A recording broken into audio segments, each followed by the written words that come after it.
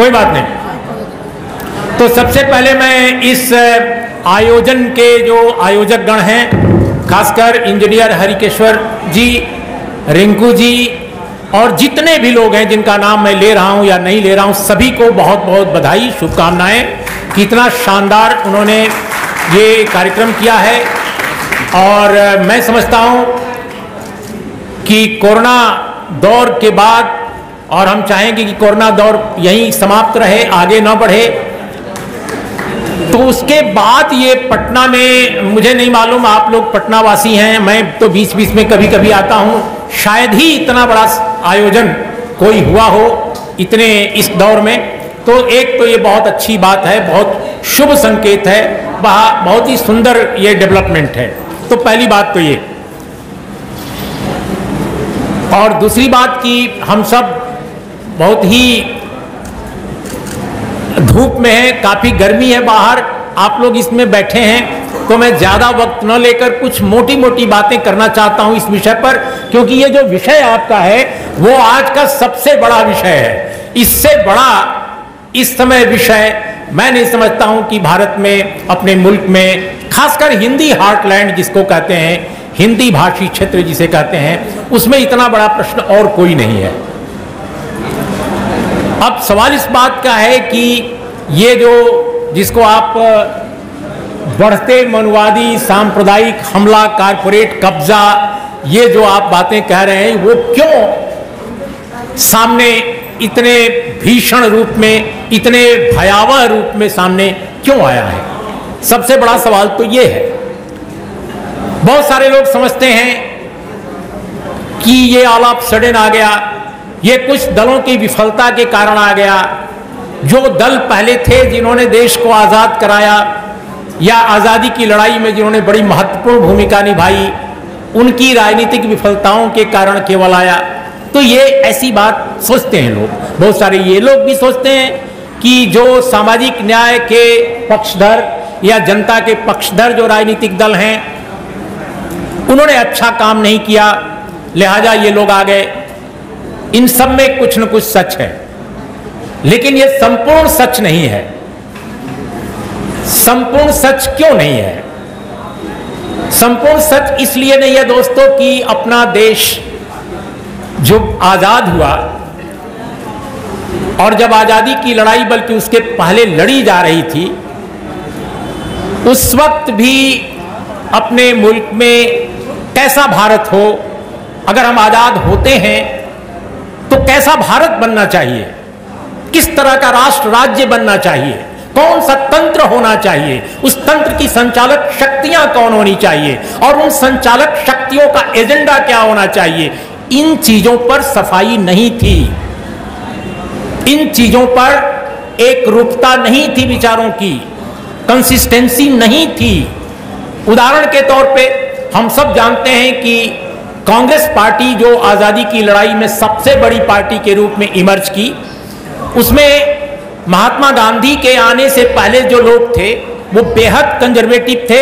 एक बड़ा हिस्सा, एक गरम दल था थोड़ा, एक जो सो कॉल्ड लिबरल्स थे, कंजर्वेटिव्स थे, वो डोमिनेट करते थे।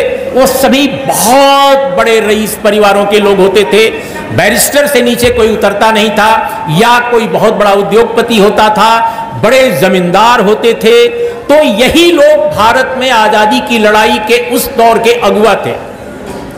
महात्मा गांधी ने इन लोगों की राजनीति को कैरी फॉरवर्ड करते हुए, इनके ही राजनीतिक विचारों को आगे बढ़ाते हुए, उसको मास पॉलिटिक्स यानी जनता की राजनीति में कन्वर्ट किया। क्योंकि जनता के बीच वो जो पहले वाले नेता थे वो नहीं थे। महात्मा गांधी ने जनता के बीच में इस एजेंडे को ले जाकर के उन्होंने एक बड़ा राष्ट्रीय आंदोलन खड़ा किया, जिसमें नेहरू से लेकर पटेल तक और बहुत सारे लोग इमर्ज किए। तो ये जो आज, जरा सा एक सेकंड, जरा सा हमें देखने भी तो दीजिए लोगों को, ये लोगों को देखूंगा नहीं कर, ठीक है, ठीक है, ठीक है, ठीक है, ठीक है, ठीक है, ठीक है, ठीक है, ठीक है, ओके ओके ओके।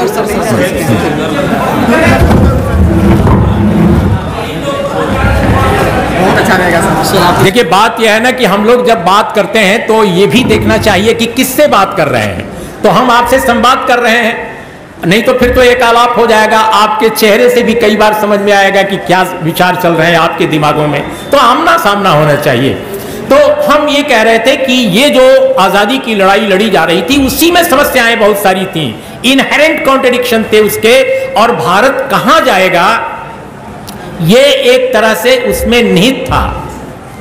इसलिए आप देखते हैं कि आजादी की लड़ाई के दौरान बहुत सारी धाराएं, हम बार बार इस बात को जहां भी जाते हैं कहते हैं कि बहुत सारी धाराएं इमर्ज की। उसमें कांग्रेस की धारा थी, जो मैंने जैसे कहा कि गांधी, नेहरू, पटेल वगैरह वगैरह। दूसरी जो धारा थी वो बाद के दिनों में इमर्ज की, भगत सिंह की धारा थी, जो इस देश में एक वैज्ञानिक ढंग की पद्धति, समाज के संचालन की, शासन के संचालन की, उसको स्थापित करना चाहते थे। बहुत कम उम्र में वो शहीद हो गए, और अगर शायद वो 23 साल के बाद भी 20 साल 25 साल कम से कम रहे होते तो शायद उनकी वैचारिकता का विकास और हुआ होता। क्योंकि एक तरफ उन्होंने मैं नास्तिक क्यों हूं इस तरह का लेख लिखा, तो दूसरी तरफ अछूत समस्या पर लेख लिखा, उन्होंने किसानों पर लेख लिखे, उन्होंने आजादी की लड़ाई के कंजर्वेटिव्स पर लेख लिखा, उन्होंने ड्रीमलैंड की भूमिका जैसा महानतम समीक्षात्मक लेख लिखा। और यही नहीं, उन्होंने कानपुर से छपने वाले एक बहुत मशहूर अखबार प्रताप में लंबे समय तक एक तरह का अनियमित कॉलम भी लिखा। उसमें भी समसामयिक राजनीति पर उनके विचार सामने आते रहे। अब उनकी जो पार्टी थी और उनकी जो सोशलिस्ट रिपब्लिकन आर्मी थी उसमें तरह तरह के लोग थे। उसमें पोंगा पंडित टाइप के भी लोग थे, कंजर्वेटिव्स भी लोग थे, उसमें मध्यवर्गीय किस्म के लोग थे, लड़ाई भिड़ाई करने वाले लोग थे, सिर्फ तोप और बंदूक और पिस्तौल की बात करने वाले लोग थे। लेकिन भगत सिंह उनमें बिल्कुल डिफरेंट थे, और यही कारण है कि सोशलिस्ट रिपब्लिकन आर्मी में वो एक आइडियोलॉग के तौर पे इमर्ज किए। और मेरा ऐसा विश्वास है उनको पढ़ने के बाद कि अगर वो ज्यादा दिन तक जीवित रहते तो भारत के बहुत बड़े क्रांतदर्शी नेता बनते। और ऐसे में जो एक तीसरी धारा थी हमारे आजादी की लड़ाई के दौरान वैचारिक तौर पे जो काम कर रही थी, वो डॉक्टर बी आर अम्बेडकर की थी। और मेरा यह मानना है कि डॉक्टर बी आर अम्बेडकर, जिनके बारे में बहुत सारे कांग्रेसी और आज के भाजपाई या सो कॉल्ड लिबरल जो थिंकर्स हैं वो कहते हैं कि वो तो कोलैबोरेटर थे, वो तो अंग्रेजों से सहयोग करते थे। लेकिन वो इस तरह की जब बात करते हैं तो ये भूल जाते हैं कि पूरी जो आजादी की लड़ाई का पर्सपेक्टिव जो था कांग्रेस पार्टी का, उसको रिजेक्ट करते थे बाबा साहब। बाबा साहब उसको पूरी तरह खारिज करते थे, क्योंकि जो चीजें हम आज भारत में देख रहे हैं उनका उस लड़ाई के बाद बनने वाले राष्ट्र राज्य का क्या हश्र होगा, ये बाबा साहब ने 30s और 40s में देख लिया था। तो जो चीजें आप 2022 में देख रहे हैं, 2024 से 22 के बीच में जो सिनारियो इंडिया का है, उस सिनारियो के बारे में बाबा साहब ने 1936 में, 1940 में, 1944 में न जाने कितनी राइटिंग्स की हैं, जिनका जिक्र मैं 2020 में करता रहूंगा। तो यही कारण है कि डॉक्टर बी आर अम्बेडकर वो आजादी, भारत की आजादी के लड़ाई के बीच एक ऐसे चिंतक के रूप में उभरते हैं जो कांग्रेस के आजादी के कंसेप्ट और डेमोक्रेसी के कंसेप्ट और राष्ट्र राज्य की पूरी धारणा को चुनौती देते हैं। वो वायसराय की काउंसिल में लेबर मेंबर के रूप में जिन रिफॉर्म्स को इंट्रोड्यूस करते हैं, जिस तरह के राष्ट्र राज्य बनाने का वो एक तरह से एजेंडा पेश करते हैं, सामाजिक स्तर पर, आर्थिक स्तर पर, वो चमत्कारिक है। वो महात्मा गांधी, नेहरू, पटेल सबके रहते हुए उनके पॉलिटिकल एजेंडे में वो कहीं दिखता नहीं। और बाद में सब ताली बजाते हैं कि ये बड़ा अच्छा काम हो गया, चाहे वो ट्रेड यूनियन राइट का मामला हो या महिलाओं के लिए तमाम तरह की जो सुविधाएं और तमाम तरह की जो उनके राइट्स दिए गए वायसराय काउंसिल में रहते हुए बाबा साहब के, वो सारे के सारे जो राइट्स थे जिनको के बाद में कॉन्स्टिट्यूशन में और अपने कानूनों में आजादी के बाद भारत में इनकॉर्पोरेट किया गया, उसको इनहेंस किया गया, उसको एक्सटेंड किया गया, वो बाबा साहब ने उस दौरान किया था। बाबा साहब ने सिर्फ आजादी के लिए या राष्ट्र राज्य के लिए, सामाजिक आर्थिक उन्नयन के लिए ही काम नहीं किया, बल्कि उन्होंने साफ कहा कि इस देश को अगर हमें राष्ट्र राज्य के रूप में अक्षुण्ण रखना है, ताकतवर बनाना है, तो इमेंसिपेशन यानी इस देश के जो आम लोग हैं उनके लिए मुक्ति का अभियान चलाना पड़ेगा। और उनका कहना था कि ये केवल एक वोट और एक व्यक्ति और एक वोट के सिद्धांत को लागू करने से नहीं होगा। जब तक अपने देश में सामाजिक और आर्थिक तौर पे लोकतंत्र नहीं स्थापित किया जाता, तब तक राजनीतिक लोकतंत्र अधूरा रहेगा, बल्कि उसका खात्मा भी हो सकता है। और यही कारण है कि 25 नवंबर 1949 को कॉन्स्टिट्यूएंट असेंबली की आखिरी स्पीच में डॉक्टर B.R. अम्बेडकर ने देश को चेताया और उन्होंने कहा कि 26 जनवरी 1950 को हम गणतंत्र के रूप में सामने आएंगे, यानी लोकतंत्र स्थापित कर दिया जाएगा, लोकतांत्रिक संरचना हमारे पास होगी, एक व्यक्ति एक वोट का सिद्धांत लागू हो जाएगा, लेकिन तब भी हम डेमोक्रेटिक नहीं होंगे। ये मैं बाबा साहब के शब्दों को अपनी स्मृति से आपके सामने पेश कर रहा हूं। इसमें कुछ शब्द हेरफेर हो सकता है, लेकिन इसका जो मजमून है, कंटेंट जो है वही है। उन्होंने कहा कि जब तक हम अपने देश में सदियों से जो चली आ रही असमानता है, जो आर्थिक है, जो सामाजिक है, जब तक हम इसको न्यूनतम नहीं करते, इसको मिनिमाइज नहीं करते, इसको धीरे धीरे खत्म करने का प्रयास नहीं करते, तब तक भारत में संवैधानिक लोकतंत्र का कोई भविष्य नहीं है। और अगर यह काम नहीं किया गया, जो सरकारें चलाएंगी सत्ता को, उन लोगों ने राजनीतिक नेतृत्व को एक तरह से उन्होंने चेतावनी देते हुए कहा कॉन्स्टिट्यूएंट असेंबली में, क्योंकि कॉन्स्टिट्यूएंट असेंबली में बाबा साहब B.R. अम्बेडकर अपने परिप्रेक्ष्य, अपने विचार के इकलौते व्यक्ति थे। और उन्होंने ये कहा कि अगर सरकारों ने ये काम नहीं किया तो इसी देश के जो उत्पीड़ित समाज के लोग हैं, जो आम लोग हैं, इस तंत्र को ध्वस्त करने में जुटेंगे। यह तक चेतावनी दे दी। और आज आप क्या देख रहे हैं? तमाम लोग, चाहे वो अमीर हों चाहे गरीब हों, वो एक अजीब खतरनाक एजेंडे के साथ लामबंद हो रहे हैं। एक बड़ा हिस्सा, जो लोग बुलडोजर के पीछे घूम रहे हैं, वो ये मत सोचिए कि वे सारे के सारे हिंदू अपर कास्ट के लोग हैं। हिंदू अपर कास्ट के जो लोग हैं वो अपने बच्चों को Sweden, Denmark, Norway, America, Italy, Japan, तमाम मुल्कों में भेजकर पढ़ा रहे हैं। लेकिन बुलडोजर का काम और समाज के लोकतंत्र को बुलडोज करने के काम में ये वो शक्तियां, जो बुलडोजर की शक्तियां हैं, वो दलित ओबीसी के बच्चों को लगा रहे हैं, यहां तक कि ट्राइबल के बच्चों को लगा रहे हैं। स्कूल खत्म किए जा रहे हैं। प्राइवेट स्कूल में पढ़ाइए, प्राइवेट स्कूल के लिए पैसा नहीं है तो बच्चे पढ़ेंगे क्या? तो वो बुलडोजर स्कूल में जाएंगे। तो ये स्थितियां बाबा साहब ने उस समय उसकी परिकल्पना की थी।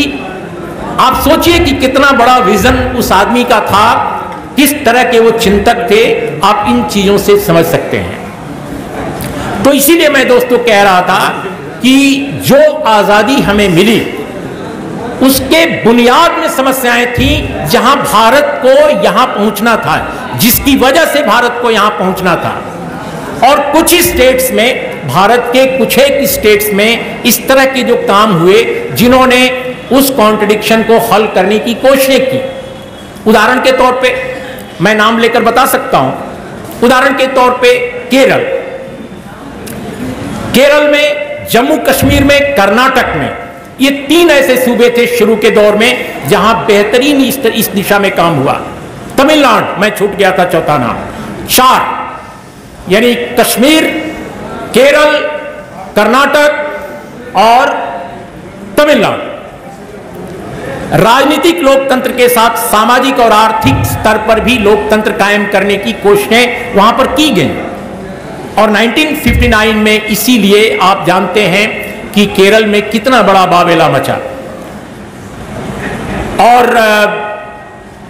उसके पहले आप देखते हैं कि जब लैंड रिफॉर्म्स और एजुकेशनल रिफॉर्म्स की कोशिश की गई, जिससे आम लोगों को पढ़ने का अधिकार मिले, आम लोगों को लैंड मिले, क्योंकि लैंड रिफॉर्म्स के साथ एजुकेशन बिल भी पेश किया था केरल की सरकार ने, और उसके कारण ही जब बाद के दिनों में सरकार डिसमिस भी की गई तो नई सरकार जब आई फिर से कुछ साल बाद, तो उसने उस एजेंडे को छोड़ा नहीं।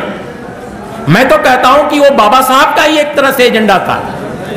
बहुत सारे लोग समझते हैं कि भारत का जो संविधान है वो बाबा साहब के सपनों का संविधान है। मैं बार बार लोगों को चेताता हूं कि ये जो भारत का संविधान है वो बाबा साहब के सपनों का संविधान नहीं है।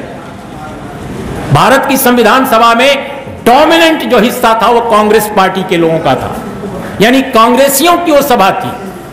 उसमें बाबा साहब इकलौते थे। सोशलिस्ट और कम्युनिस्ट दोनों ने बायकॉट किया था।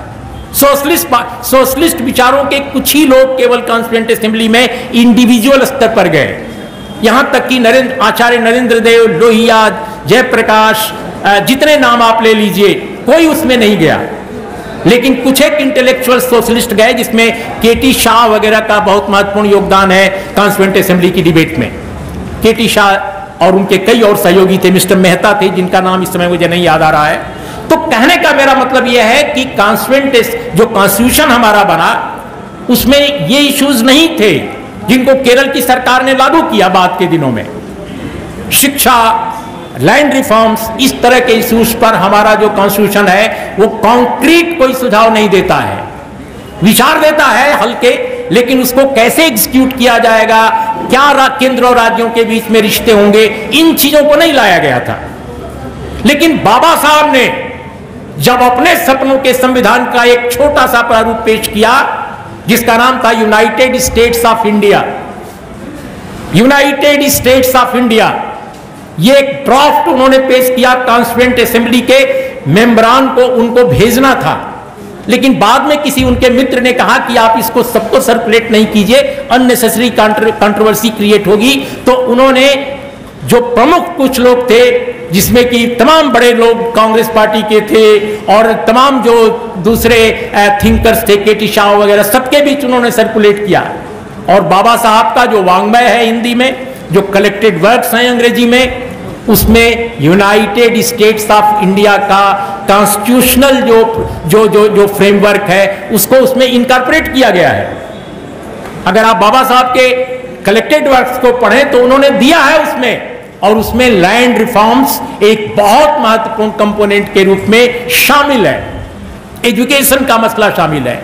लैंड रिफॉर्म्स के बाद के बारे में बहुत बारीकी से उन्होंने कहा है कि कैसे लैंड कहां मिलनी चाहिए भूमिहीन को, खेत मजदूर को जमीन उसके गांव में मिलनी चाहिए, और पट्टा कैसे हो, क्या हो, इसके बारे में भी डिटेलिंग है। तो बहुत सारे लोग समझते हैं कि बाबा साहब तो केवल एक सोशल रिफॉर्मर थे। बाबा साहब से बड़ा उस दौर का दो मामलों में, सोशल रिफॉर्म की बात छोड़िए, दो मामलों में उनके पैरेलल कोई नहीं था, उनके आगे पीछे, बहुत पीछे उनके थे सारे लोग। और वो दो मुद्दे थे, अर्थशास्त्र और कानून। कानून के मामले में और अर्थशास्त्र के मामले में पूरे स्वाधीनता आंदोलन के दौरान आप देख लीजिए, और यहां तक कि आजादी के बाद बाबा साहब के सामने कानून और आर्थिक मामलों में उतना बड़ा जानकार कोई नहीं था। ये केवल संजोग नहीं है कि उनको ड्राफ्टिंग कमेटी का चेयरमैन कॉन्स्टिट्यूएंट असेंबली का संविधान के लिए बनाया गया उस सभा द्वारा जहां बाबा साहब का कोई एक समर्थक तक नहीं था, एक समर्थक तक नहीं था, सभी कांग्रेसी थे या कुछ एक सोशलिस्ट थे। क्यों बनाया गया? क्योंकि लोगों को मालूम था कि अमेरिका से, फ्रांस से, जापान से या युगोस्लाविया से या कहीं किसी जर्मनी से हम अगर ड्राफ्टिंग कमेटी का चेयरमैन लाते हैं तो शायद भारत की कॉन्क्रीट सिचुएशन में वो बहुत कारगर नहीं होगा। आप लोगों को शायद मालूम होगा, आप लोगों में से खासकर जो स्कॉलर्स होंगे, छात्र होंगे, उनको मालूम होगा कि कॉन्स्टिट्यूएंट असेंबली के चेयरमैन पद के लिए जिन लोगों का विचार किया गया था उसमें 3 विदेशी थे, 3 विदेशी थे और तीनों बड़े स्कॉलर्स थे कानून के। लेकिन अंततः बाबा साहब को क्यों बनाया गया? इसलिए बनाया गया कि जो बड़े नेता थे कांग्रेस के, खासकर महात्मा गांधी, उन्होंने कहा कि लालटेन लेकर बाहर क्यों देख रहे हो, क्यों खोज रहे हो, भीमराव अंबेडकर से बेहतर कोई और नहीं होगा। और तब जाकर मजबूरी में कांग्रेस ने उनको एक्सेप्ट किया, वरना तो वो कॉन्स्टिट्यूएंट असेंबली में उनको चाहते ही नहीं थे। उन्होंने हरचंद कोशिश की कि वो कॉन्स्टिट्यूएंट असेंबली में भी ना आवे। तो इसलिए, और आप जानते हैं उनको हराने की कोशिश बाद में भी हुई, चुनाव में उनको हराया गया। तो ये जो स्थितियां हैं अपने देश में दोस्तों, मैं थोड़ा विस्तार से इसलिए आपको बैकग्राउंड बता रहा हूं कि आज जिस स्थिति में हम पहुंचे हैं, दरअसल उसके लिए कुछ सरकारों की विफलता ही केवल कारण नहीं है। हमारे यहां बुनियादी तौर पर समस्याएं जो थी वो आज़ादी के लड़ाई के दौरान जो हैं उनको हमने एड्रेस नहीं हम सब कर सके, क्योंकि उस समय उस तरह का आंदोलन नहीं था। बाबा साहब के पास कोई बड़ी पॉलिटिकल पार्टी नहीं थी, कोई बहुत बड़ी पॉलिटिकल फोर्स नहीं थी। इसलिए नहीं थी कि दलित, आदिवासी और जो पिछड़ा समाज था वो वाकई पिछड़ा था, उसके पास ऑर्गेनाइजेशन नहीं था, रिसोर्सेज नहीं थे। अब सोचिए, जिसको सदियों से अशिक्षित रखा गया हो, जिन समाजों को, अगर ब्रिटिश ना आते इस देश में तो इस देश के अनुसूचित जाति, जनजाति और यहां तक कि पिछड़े वर्ग के लोग भी शिक्षित होने का सपना भी नहीं देख सकते थे। तो जिन अंग्रेजों को हमारे देश के एक बड़े सेक्शन के लोग बहुत तमाम तरह का कोसते हैं, ठीक है, वो उपनिवेशवादी थे, उनके प्रति हमारी सिंपैथी भी नहीं है, उन्होंने इस देश को लूटा, इसमें कोई दो राय नहीं है। लेकिन लूट के बावजूद भी प्रकारांतर से उन्होंने सामाजिक सुधारों को बल दिया, और बाबा साहब जैसे व्यक्ति को काउंसिल में ले जाकर रखना लेबर मेंबर के रूप में अपने आप में ये बहुत बड़ी बात थी। ट्रेड यूनियन राइट इस देश में मिला जो अंग्रेज बिल्कुल नहीं चाहते थे, और बाबा साहब जिस तरह कन्विंस करते थे उनको, बड़े बड़े ब्रिटिश बैरिस्टर और जो बड़े उनके एक्सपर्ट्स थे वो बाबा साहब के सामने सरेंडर कर देते थे। तो ये मुझे लगता है कि आजादी की लड़ाई का सबसे बड़ा अगर बेहतर सिनारियो होता कि भगत सिंह 40 साल के होते और बाबा साहब भी उनसे बड़े होते थोड़े उम्र में, और दोनों कन्वर्ज कर गए होते, दोनों मिल गए होते, दोनों का गठबंधन हो गया होता, शायद वो भारत की आजादी और भारत के लोकतंत्र के लिए एक खूबसूरत, बेहतर, महानतम मंजर होता, एक बेहतर मुकाम साबित होता। लेकिन जो नहीं हो सका उसके बारे में हम बात नहीं कर सकते, उसके बारे में बहुत ज्यादा नहीं सोच सकते। आज क्या है, आज क्यों है, इस पर जरूर हमें बात करनी चाहिए। आज क्या है कि अपने मुल्क में हिंदू राष्ट्र की आधारशिला रखी जा चुकी है। कॉन्स्टिट्यूशन अपनी जगह है, बहुत सारी चीजें शब्दों में होती हैं लेकिन कर्म में, प्रैक्टिस में वो बिल्कुल नदारद हो जाती हैं। तो हमारे पास एक खूबसूरत संविधान है, बेहतर संविधान है, खूबसूरत तो नहीं कह सकते लेकिन अपेक्षाकृत बेहतर संविधान है। लेकिन उस संविधान का मतलब क्या है हमारे लिए? आर्टिकल 39 कॉन्स्टिट्यूशन की क्या कहती है? आर्टिकल 39 कहती है कि जो रिसोर्सेज हैं, जितने प्राकृतिक संपदा अपने देश की है, उसका दोहन आवाम के लिए होना चाहिए, समाज के लिए होना चाहिए। और मुझे याद है कि केटी शाह ने कॉन्स्टिट्यूएंट असेंबली में यही बात कही थी कि आर्टिकल 39 को आप बाध्यकारी बनाइए, डायरेक्टिव प्रिंसिपल्स के तहत अगर रख रहे हैं तो भी इसको बाध्यकारी बनाइए, इसकी तमाम धाराओं को ये इंश्योर कीजिए कि ये सरकार, कोई भी सरकार आए भविष्य में, वो उसे लागू करेगी। लेकिन ऐसा नहीं हुआ, क्योंकि कॉन्स्टिट्यूएंट असेंबली के जितने मेंबरान थे, खासकर कांग्रेस पार्टी के, वो नहीं चाहते थे।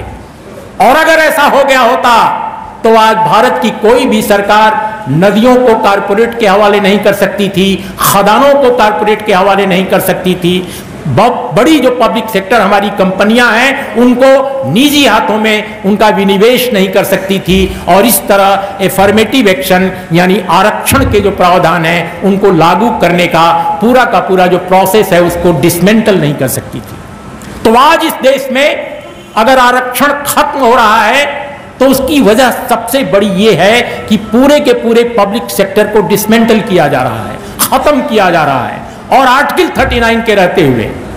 तो आर्टिकल 39 अगर नहीं मजबूत किया जा सका तो क्यों नहीं किया जा सका, उसकी भी जड़ों में कहीं ना कहीं कॉन्स्टिट्यूशन है और उस समय का नेतृत्व है कांग्रेस पार्टी का, जो ये इंश्योर नहीं कर सकता। और बाद में भी वो कर सकते थे, बहुत सारे संविधान संशोधन बाद में हुए, लेकिन उसको भी नहीं किया जा सका। तो कारपोरेट का जो दबाव इस देश में रहा है, किसी ने कहा, बहुत अच्छी बात किसी ने कही अभी हाल में, कि बहुत सारी जो हमारी सरकारें हैं उनकी नीतियां कौन बनाता है? उनकी नीतियां IMF, वर्ल्ड बैंक, अमेरिका और तमाम जगहों पर बैठे या भारत में बैठे बड़े कारपोरेट बनाते हैं। यकीनन ये बात सही है, और मैं अपने 40 साल से अधिक के जर्नलिज्म के अनुभव के आधार पर कह सकता हूं, जिसने कि पार्लियामेंट को भी बहुत नजदीक से देखा है, क्योंकि पार्लियामेंट के चैनल का मैं फाउंडर एग्जीक्यूटिव एडिटर रहा। उस दरमियान बहुत सारी चीजें ऐसी देखने को मिली जो पहले कभी नहीं देखी थी, और शायद केवल जर्नलिस्ट के रूप में मैं काम करता तो नहीं देख पाता, नहीं समझ पाता। लेकिन यकीनन आपको मैं बताऊं, इस देश की बहुत सारे जो पॉलिसी मेकर्स हैं उनको मालूम भी नहीं रहता है कि वो किस पॉलिसी पर मुहर लगा रहे हैं। अब हम केवल एक पार्टी का हाथ से नहीं उड़ाएंगे या एक पार्टी का केवल मजाक नहीं बनाएंगे और न उस पर अटैक करेंगे। हमारे देश में सामाजिक न्याय की जो पार्टियां हैं, अब उदाहरण के तौर पे मुझे किसी का नेता या नाम या किसी पार्टी का नाम लेने में मुझे कम से कम कोई परहेज नहीं है। जैसे उदाहरण के तौर पे समाजवादी पार्टी है, इसका नाम है समाजवादी पार्टी, ठीक है, लोहिया जी वगैरह का नाम लेती है। लेकिन आपको मालूम है, जब अपने मुल्क में SEZ कानून बन रहा था, SEZ याद है ना, SEZ स्पेशल इकोनॉमिक जोन, तो उसमें ये बड़े कारपोरेट के फायदे का था, बड़े उद्योगपतियों के फायदे का था, किसानों का बिल्कुल उसके विरोध में था। समाजवादी पार्टी के लोगों ने क्या किया, उनको मालूम ही नहीं था कि कौन सा कानून बन रहा है, कौन सा कानून बन रहा है ये मालूम ही नहीं था।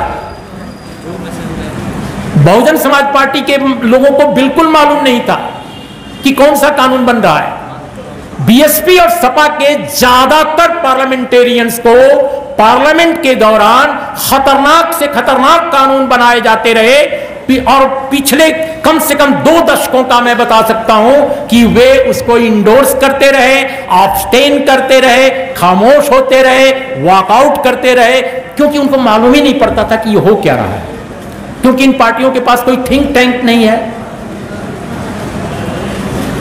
जिस देश में बाबा साहब जैसा उत्पीड़ित समाज से पैदा हुआ इतना बड़ा थिंकर, इतना बड़ा विचारक, इतना बड़ा दार्शनिक हो, उसी देश में उनके जाने के बाद इस दुनिया से एक पार्टी इमर्ज करती है, और उस पार्टी के पास लोहिया जी के जाने के बाद उनके नाम पर बनी पार्टी यानी समाजवादी पार्टी, उनके पास थिंक टैंक नहीं है, विचारवान लोग नहीं है। वो ये नहीं बता सकते कि ये कानून का क्या मतलब हुआ, और किसी ने बता भी दिया तो बड़ी मुश्किल आ रही है, क्योंकि अंग्रेजी में वो लिखा है, बहुत चालाकी। पार्लियामेंट में जो कानून पहले पेश किए जाते हैं सब अंग्रेजी में होते हैं, और हिंदी में जो होते हैं उनकी हिंदी इतनी कठिन होती है कि प्रकांड हिंदी का विद्वान भी नहीं समझ सकता। तो मैं कई बार कहता हूं कि अंग्रेजी जो भारतीय भाषा, अंग्रेजी जो हमारी अपनी भाषा है, अरे हिंदी, उसके भारत सरकार के जितने डॉक्यूमेंट होते हैं वो इतने कठिन क्यों होते हैं कि हिंदी से हिंदी में अनुवाद करने की जरूरत पड़ती है। क्यों? क्योंकि हिंदी वाले समझ ना सके। ये प्रबंध कर रखा है बड़े टॉप के ब्यूरोक्रेट्स ने, और ब्यूरोक्रेट्स का संबंध किससे है? नेताओं से कम कारपोरेट से ज्यादा है। ये अकारण नहीं है कि भारत के टॉप IAS अफसर पहले टॉप कारपोरेट के यहां नौकरी करते हैं और फिर जाकर कोई मंत्री बन जाता है, कोई बड़ा एम्बेसडर बन जाता है। मेरे एक सीनियर हैं मेरी यूनिवर्सिटी के, मैं नाम नहीं लूंगा क्योंकि मित्र मतलब वरिष्ठ मित्र हैं, वो भारत के बहुत बड़े मंत्री हैं, कभी कभी पार्टियों में मिलते हैं। तो उन्होंने जब अपने पद से उनका कार्यकाल जब खत्म हो गया तो वो एक बहुत बड़े कारपोरेट के यहां बहुत बड़े पद पर चले गए, और कुछ ही महीने के बाद वो सरकार में शामिल हुए, और जब सरकार में शामिल हुए तो उनको बहुत बड़ा पद मिल गया, और इतना बड़ा पद मिल गया कि वो भारत की पूरी जो तमाम तरह की वैश्विक योजनाएं हैं, तमाम तरह के वैश्विक जो इश्यूज हैं उनको एड्रेस करते हैं, उनका निर्धारण करते हैं। इसी तरह से बहुत सारे लोग हैं जो बड़े कारपोरेट के यहां आर्थिक नीतियों का उनका आकलन और मूल्यांकन करते हैं, वो भारत सरकार की आर्थिक नीतियों को बनाने में लग गए हैं। तो ये कारपोरेट और बड़े जो योजनाकार हैं, ये उनके बीच का गठबंधन है। और राजनीतिक दल के जो लोग आते हैं, दरअसल वो अपने मकसद से उनका सहयोग लेते हैं, उनका संरक्षण लेते हैं और उनको पैट्रनेज देते हैं। तो कुल मिलाकर अपने देश की जो राजनीति जो है, क्या आवाज आप लोगों को सुनने को अच्छा, कितनी मिनट और हमारे पास है? लेकिन ये डिरेलमेंट नहीं है, मुझे लगता है यही आज का मसला है। तो कुल मिलाकर जो मुझे ऐसा लगता है कि अभी जो भारत में जो चैलेंजेज हैं बहुजन समाज के पास, उसका किसी बहुजन समाज या किसी समाजवादी पार्टी नुमा ये जो पार्टियां हैं, एग्जिस्टिंग पार्टियां, जितनी पार्टियों का नाम ले लीजिए, दरअसल इनके पास कोई जवाब नहीं है। इनके पास कोई जवाब नहीं है। जितनी पॉलिटिकल पार्टीज अपने देश में उत्पीड़ित समाज के नाम पर बनी हैं अब तक, जिन्होंने अतीत में कुछ अच्छे काम भी किए हैं, मैं ये डिनाई नहीं करता। जो पॉलिटिकल पार्टीज हैं उनका अतीत कई जगहों पर बेहतर परफॉर्मेंस उनकी रही है, मैं इससे इनकार नहीं करता। लेकिन आज की तारीख में जब मैं बात कर रहा हूं आपसे 2022 में, तो ये तमाम पॉलिटिकल पार्टीज, ज्यादातर जो नेता हैं वो इर्रेलेवेंट साबित हो गए हैं। क्योंकि जो हिंदुत्व है जिसका जिक्र यहां किया गया है, ये नए ढंग का हिंदुत्व है। ये वो हिंदुत्व नहीं है जो दिया बाती के रूप में सामने आया था और वो कोई महाराष्ट्र के एक खास समुदाय के लोगों की अगुवाई में केवल चलता था। ये हिंदुत्व कारपोरेट हिंदुत्व गठबंधन है। इसके पास भारत का सबसे बड़ा कारपोरेट है।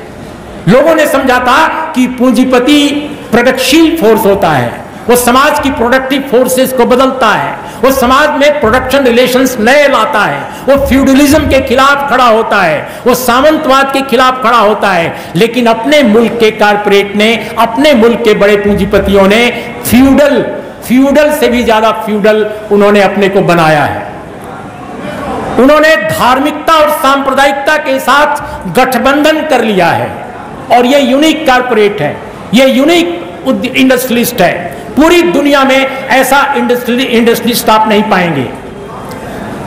मैं आपको बताऊं कि अभी हम जिसको डेमोक्रेसी समझते हैं, उसको पूरी दुनिया का जो सबसे बेहतरीन जो थिंक टैंक्स हैं, यहां तक कि कई ऐसी एडमिनिस्ट्रेटिव बॉडी हैं जो यूनाइटेड नेशन या उससे एफिलिएटेड थिंक टैंक्स की हैं, वो निकृष्टतम लोकतंत्र मानते हैं। वो क्यों? क्योंकि इंडस्ट्रियलिस्ट जो हैं वो उन्होंने पूरे के पूरे ब्यूरोक्रेसी, एग्जीक्यूटिव सबके साथ मिलकर पूरे तंत्र को डिस्ट्रॉय कर दिया है। आप जुडिशरी का हाल देख लीजिए, मैं ज्यादा नहीं बोलूंगा जुडिशरी पर, लेकिन एग्जीक्यूटिव को देख लीजिए, कारपोरेट को देख लीजिए और पूरे सिस्टम में जो शामिल लोग हैं उनको देख लीजिए। आप जानते हैं अभी जो नया आंकड़ा आया है भारत का, उसमें प्रेस फ्रीडम जो है 180 मुल्कों के इंडेक्स में 150 पर पहुंच गई है। एक गाड़ी है, ओके, एक गाड़ी है जो BR01PJ 3903, इसको आगे पीछे कर दीजिए। और जो डेमोक्रेसी का जो अपने यहाँ ग्राफ है इंडियन डेमोक्रेसी का, उसको जो इंटरनेशनल इंडेक्स आया है अभी लेटेस्ट, उसमें अभी उसको शामिल किया गया है, आई थिंक 93 पर है, 93 या 96 पर है, आप कंफर्म कर लीजिएगा। तो ये 93 पर है। ये 179 देशों के इंडेक्स में भारत की डेमोक्रेसी 93वें पर है और हमारे बच्चों को पढ़ाया जाता है कि हम महानतम लोकतंत्र हैं। अरे कहां के महानतम लोकतंत्र हैं भाई? 179 मुल्कों की सूची में आप पहुंचे हैं 93 में, और 93 में आपके अगल बगल के कई देश हैं। भूटान जहां राजा है वहां भी इलेक्टेड प्रधानमंत्री होता है। नेपाल, श्रीलंका, ये सब भी आपसे बेहतर स्थिति में है। नेपाल, भूटान, श्रीलंका की डेमोक्रेसी इंडिया की डेमोक्रेसी से बेहतर है। सिर्फ पाकिस्तान जो है वो आपसे थोड़ा नीचे है। तो यहाँ के लोग खुश हो सकते हैं कि वाह, हम पाकिस्तान से थोड़े से ऊपर हैं। ये खुश हो सकते हैं क्योंकि पाकिस्तान से हमारी शत्रुता है पुरानी, क्योंकि हम बटे हैं एक ही मुल्क से। तो ये तो अपने मुल्क का हाल है। तो ये दोस्तों जो कारपोरेट है अपने मुल्क का, वो क्यों निकृष्ट है? आखिर स्वीडन का क्यों नहीं है, नॉर्वे का क्यों नहीं है, डेनमार्क का क्यों नहीं है, जर्मनी का क्यों नहीं है? इसलिए है कि अपना मुल्क अनोखा है। वर्ण व्यवस्था अपने देश की सबसे बड़ी विशिष्टता है। और वर्ण व्यवस्था के रहते हुए आप लोकतंत्र की परिकल्पना कैसे कर सकते हैं? एक जर्नलिस्ट, एक एकेडमिशियन, एक फिल्मकार, जैसे ही उसके बारे में पता चलता है, चाहे वो जितना प्रतिभाशाली हो, जितना अच्छा लिखता हो, जितना अच्छा बोलता हो, जितना अच्छा पढ़ाता हो, जितनी अच्छी एक्टिंग करता हो, अगर जैसे ही पता चलता है कि ये दलित है, आदिवासी है या पिछड़ा है, उसके बारे में मूल्यांकन बदल जाता है, बिल्कुल मूल्यांकन बदल जाता है। और जैसे ही पता चलता है कि अमुक आदमी हिंदू अपर कास्ट से आता है, उसके बारे में आप देखिए, उसका जीवन चरित्र लिखा जाने लगता है, उसके ऊपर रिसर्च होने लगती है। तो ये वर्ण व्यवस्था का कैरेक्टर पूरी दुनिया में कहीं नहीं है, ऐसी वर्ण व्यवस्था। लेकिन अपने देश के जो वामपंथी हैं, जो समाजवादी हैं, उन्होंने भी इस वर्ण व्यवस्था को जानते हुए भी जब कभी वर्ण व्यवस्था पर कोई बात करता है तो वो कहते हैं ये पहचान की राजनीति कर रहे हैं। तो आप क्या बिना पहचान के सब कुछ कर ले रहे हैं? क्या आप पहचानते हैं भारतीय समाज को? अगर आप पहचान की राजनीति को कह रहे हैं, जैसे ही वर्ण व्यवस्था पर कोई बात करता है तो आइडेंटिटी पॉलिटिक्स की बात आप करने लगते हैं, तो क्या इस समाज में आइडेंटिटी नहीं है लोगों की? बिना आइडेंटिटी के लोग हैं। इसलिए दोस्तों बिल्कुल आखिर में मैं कहूंगा, क्योंकि और मित्रों को बोलना है, आप लोग भी थक रहे हैं, कि वर्ण व्यवस्था को एड्रेस किए बगैर, उसके कॉन्ट्रडिक्शंस को, उसकी समस्याओं को, उसको डिसमेंटल करने का प्रयास किए बगैर भारत में लोकतंत्र की स्थापना का सपना असंभव है। और बाबा साहब ने ये बात शिद्दत के साथ कही, और जितनी शिद्दत के साथ उन्होंने कही, उतनी शिद्दत के साथ मैं दोहरा नहीं पा रहा हूं। लेकिन मैं आपसे कहूंगा कि बड़ी छोटी सी किताब उनकी है, एनिहिलेशन ऑफ कास्ट, जिसका हिंदी में अनुवाद भी बहुत शानदार किया है हमारे मित्र दिवंगत राजकिशोर ने, एक पत्रकार, वरिष्ठ पत्रकार जो हमारे ही अखबार में थे, नवभारत टाइम्स के दिनों में, उन्होंने एक अच्छा अनुवाद किया है, फॉरवर्ड प्रेस ने छापा है। उस किताब को जरूर पढ़िए, उसमें एडिशन भी कई है, उसमें डिबेट्स वगैरह का भी है। उस किताब को पढ़िए, या और भी जो अनुवाद हैं उसको पढ़िए कि क्यों वर्ण व्यवस्था डेमोक्रेसी के खिलाफ है। लेकिन हमारी आजादी की लड़ाई के जितने बड़े नेता थे कांग्रेस के, कोई ये नहीं मानता था। आज के लोग भी नहीं मानते। मैं वामपंथियों को समझाते समझाते थक गया कि भाई मानो, तो वो भी नहीं मानते जल्दी से। अब वो कहते हैं कि नहीं, हमने तो एक विधायक बना दिया, हमने तो एक सांसद बना दिया, हमने तो ये भी कर दिया, वो भी कर दिया। अरे भाई ऐसे नहीं होगा। आप जब तक समाज को उस रूप में नहीं देखोगे, जब तक आप लीडरशिप में नहीं लाओगे, जब तक उनको चिंतक नहीं बनाओगे, जब तक उनको अपने थिंक टैंक में शामिल नहीं करोगे और इसके लायक उनका निर्माण नहीं करोगे, तब तक ये संभव नहीं होगा। मैं तो साफ साफ कहता हूं कि भारत में वामपंथी इतने मजबूत थे कि उनके पास 3 स्टेट था, त्रिपुरा, बंगाल, केरल। 3 स्टेट थे ना। त्रिपुरा चला गया, बंगाल चला गया। बंगाल में बहुत बुरा हाल है वामपंथियों का। रिवाइवल अभी कम से कम मुझे नहीं दिखाई देता। और यह भी मैं खोलकर कह दूं साफ साफ, मुझे कोई छुपाना नहीं है कि भारत के वामपंथी सचमुच जितने लोग राजनीति में आज काम कर रहे हैं, उसमें सबसे पढ़े लिखे लोग हैं, इसमें कोई दो राय नहीं है। सबसे पढ़े लिखे लोग वामपंथियों में ही हैं। लेकिन इसके बावजूद वो खत्म हो गए बंगाल में, त्रिपुरा में, लेकिन केरल में टिके हुए हैं। केरल में टिके नहीं, दूसरी बार चुनाव जीते हैं। केरल में ऐसा होता नहीं है। केरल में एक बार कांग्रेस रहती है, एक बार वामपंथी आते हैं, लेकिन वामपंथी केरल में फिर जीत गए। क्यों जीते? क्यों जीते? क्योंकि उनके पास समाज सुधार की बैकग्राउंड है, क्योंकि उन्होंने कास्ट को एड्रेस किया है। बंगाल में वही पार्टी कास्ट को समझ नहीं सकी, एफर्मेटिव एक्शन को समझ नहीं सकी, मंडल के समय असमंजस में पड़ गई।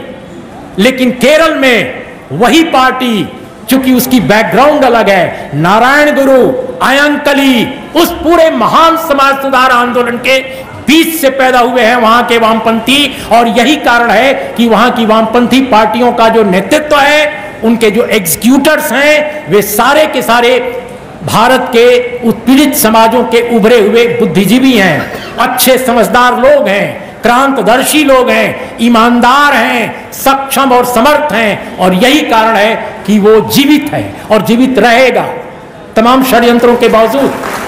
तो आज जरूरत इस बात की है कि भारत में एक समुन्नत सुसंगत राजनीतिक जो दृष्टि के साथ काम हो, और जितनी पॉलिटिकल पार्टीज व्यक्तियों के नाम पर हैं, जितनी पॉलिटिकल पार्टी परिवारों के नाम पर हैं, दरअसल वो समाज बदल नहीं सकती हैं। यकीनन वो नहीं समाज बदल सकती हैं। वो अपने परिवारों की रक्षा में लगी हैं, अपने साम्राज्यों की रक्षा में लगी हैं।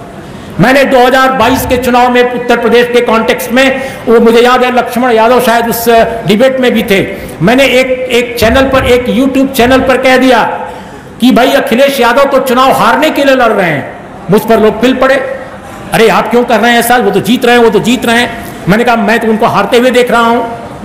और उस समय ये बात कहना मेरा बहुत अनपॉपुलर होना था, बहुत अनपॉपुलर होने का जोखिम लेते हुए मैंने ये बात कहा, और ये बात कही तो सही हो गई संयोगवश या लॉजिकल ढंग से, क्योंकि मुझे दिख रहा था ये आदमी हारने के लिए लड़ रहा है चुनाव।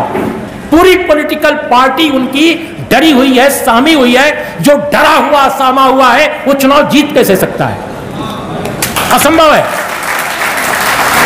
या तो आप अपना साम्राज्य बचाएंगे, या तो अपने खानदान के लोगों की संपत्तियां बचाएंगे, या तो आप समाज के लिए काम करेंगे। मायावती जी का यह पतन क्यों हुआ है? यह ठीक है कि वो कांशीराम नहीं है, यह ठीक है कि वो ऐसे दलित नेताओं की कतार में, उनको मैं कभी शुमार नहीं मैंने किया जिनको कि बहुत श्रद्धा के साथ याद किया जा सके। यहां महिला पुरुष की बात नहीं है, लेकिन अपनी तमाम विचारहीनता के बावजूद कांशीराम की उनके पास विरासत थी, एक महान विरासत, लेकिन उसको कैरी फॉरवर्ड नहीं कर सकी। क्यों नहीं कर सकी? वही समस्या थी।